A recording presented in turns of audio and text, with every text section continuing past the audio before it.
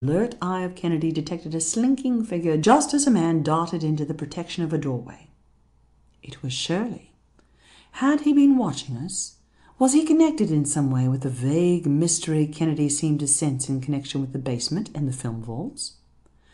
Kennedy led the way to the entrance where Shirley had disappeared.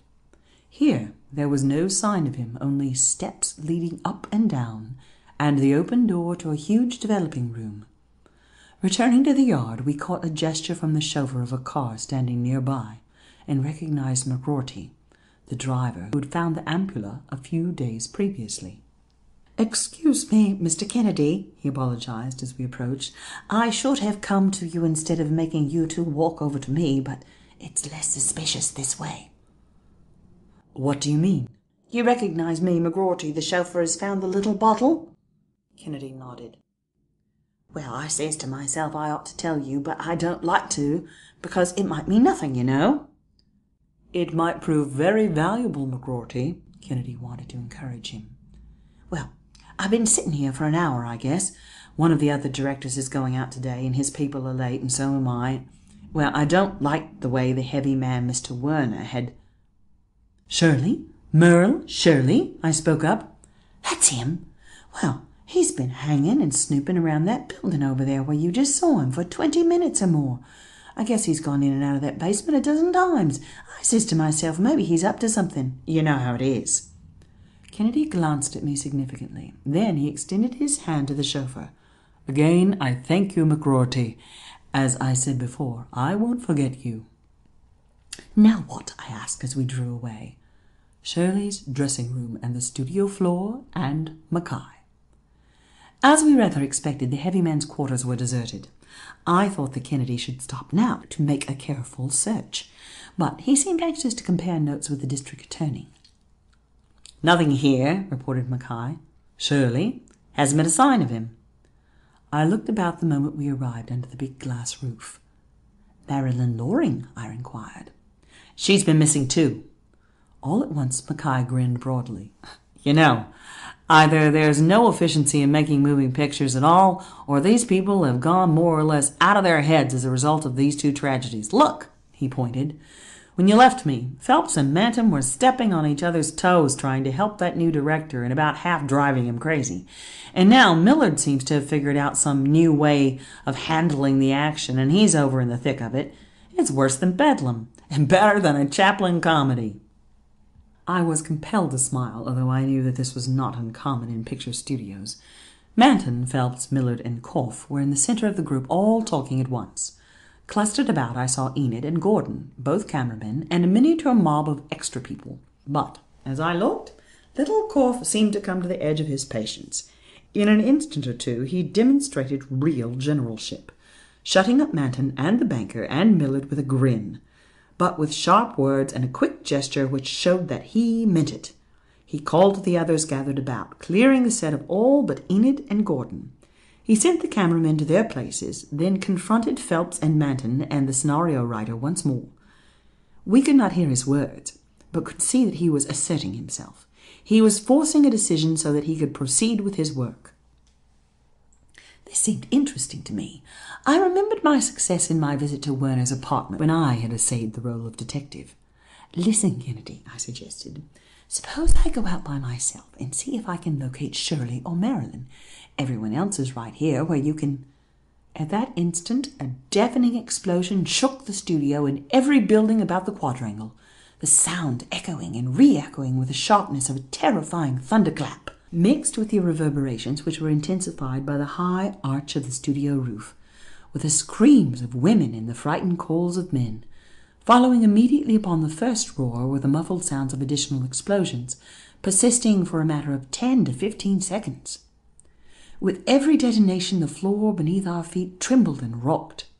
Several flats of scenery stacked against a wall at our rear toppled forward and struck the floor with a resounding whack, not unlike some gigantic slapstick. One entire side of the banquet set, luckily unoccupied, fell inward, and I caught the sound as the dainty gold chairs and fragile tables snapped and were crushed as so much kindling wood. Then a fitting climax of destruction withheld until this moment There followed the terrifying snap of steel from above.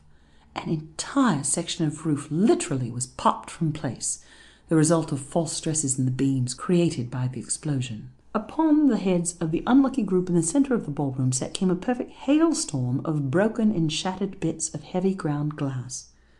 For an instant, an exceedingly brief instant, there was the illusion of silence.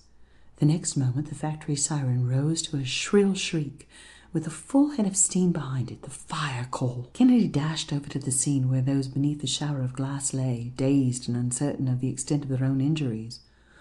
"Where are the first aid kits?" he shouted. "Bring cotton and bandages and telephone for a doctor, an ambulance." It seemed to me that Kennedy had never been so excited.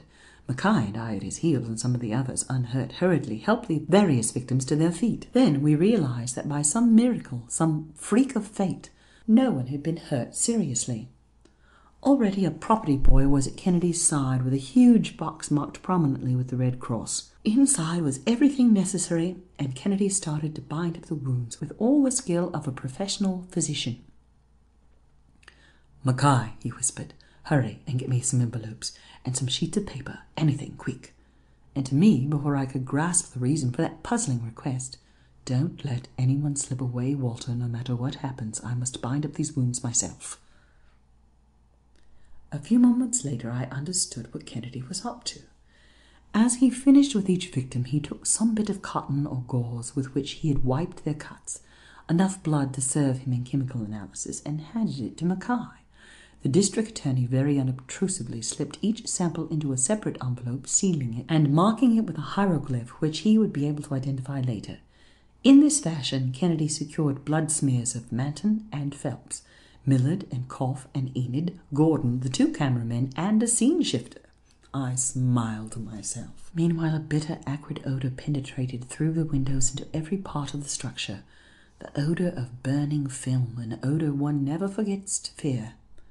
All those uninjured in the explosions had rushed out to see the fire, or else to escape from any further danger.